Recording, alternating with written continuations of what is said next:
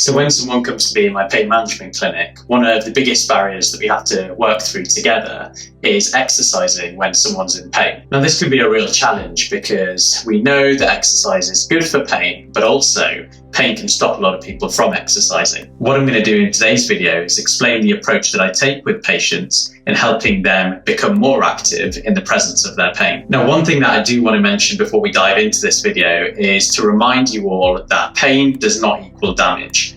We used to believe that all pain existed because there's some damage inside the body or because of some structural changes that were happening.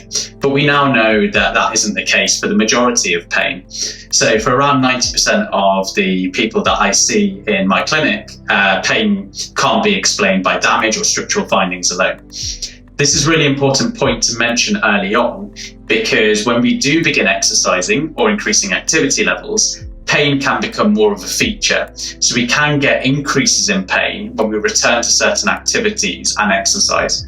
And it's really important to acknowledge this at the beginning to set the expectations that there may be, and it's likely to be, a slight increase in pain when we start to visit these things again. Now, as our body gets used to the activity that we're doing or the exercise that we're doing, that pain should settle down to its usual levels when we are taking on that activity. So let's just start off by considering what happens when we avoid certain activities due to pain.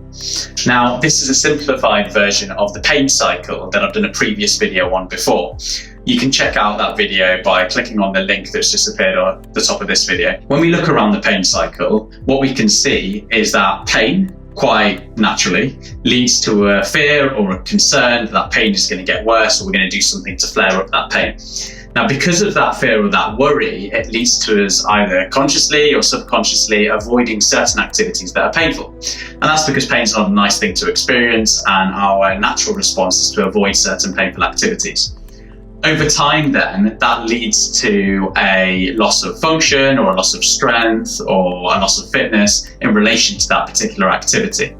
Now, as well as that loss of function, we can also get a reduction in mood as well, because if we're not able to do the things that are important to us, that can have an effect on the way that we're feeling about ourselves as well. Now, the reduction in that function, the reduction in that physical capacity, and also the lowering of mood leads to more pain, and that cycle continues going round. Now let's look at the following analogy to explain what happens during this cycle. So here we can see a bucket, and the bucket represents your capacity as a human being. The arrow coming into the bucket represents the amount of load that our body can handle. Now, this load can be physical load, it can be emotional load, it can be certain lifestyle choices that we have. But the idea is that our body has a certain capacity and can take on a certain amount of this load. So let's say that arrow in this example represents water going into the bucket. In this example here, the one that's up at the moment, that's at a happy, normal state. So the amount of load going in is filling up the bucket, but it's not overloading it. Now, there are actually two ways in which we as humans can become overloaded.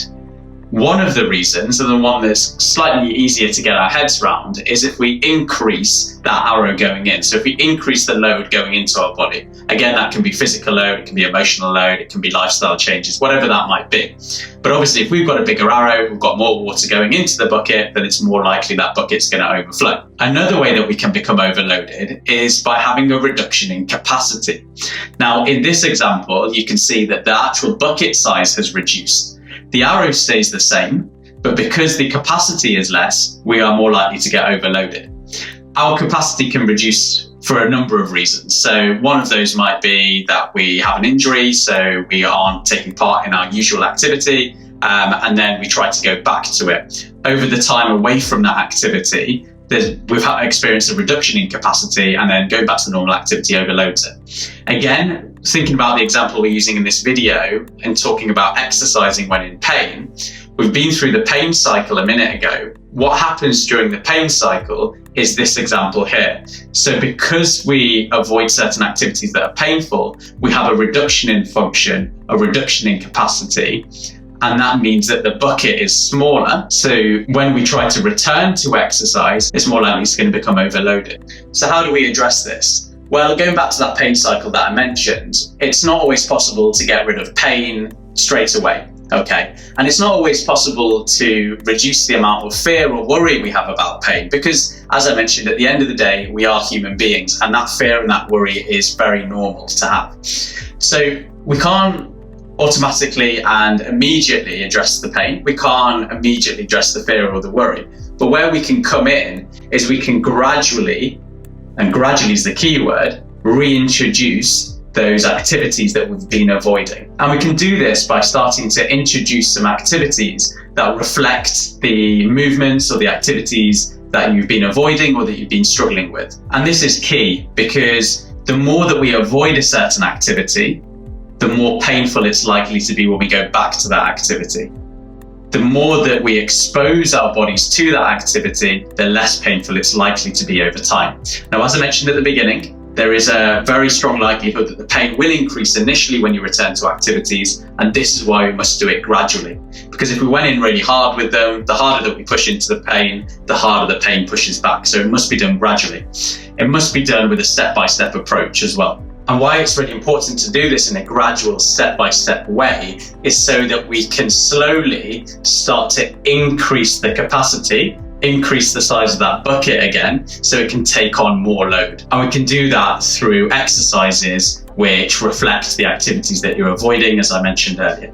Now I'm going to mention a few videos here that have covered some things in a little bit more detail. So the first video that I want to mention that's popping up right now is Exercise, What Should I Be Doing? This is a really good video to watch if you want to find out what the right type of exercise is for you, because it will vary from individual to individual. Don't fall into the trap that exercise is one particular thing that society sees it as. It doesn't have to be going to the gym, it doesn't have to be running, swimming, or whatever. Exercise is much more than that. It's anything that pushes you beyond your normal day-to-day function. Okay, so it looks at just gradually increasing the size of that bucket or your capacity. So that's a really good video to watch. The next video that's really good is Overcoming the Boom Bust Cycle. And this shows a really nice step-by-step way at looking to increase your activity levels without busting or without overdoing things. And the last video is the one that I've already mentioned previously, which is how to reverse the persistent pain cycle. There's also a self-care cycle, which is basically the cycle in reverse, and it's a really good road to recovery. So make sure you check out those 3 videos because they're key. Thanks for watching today's video, guys. As always, give us a like if you did like it, subscribe, turn that notifications button on,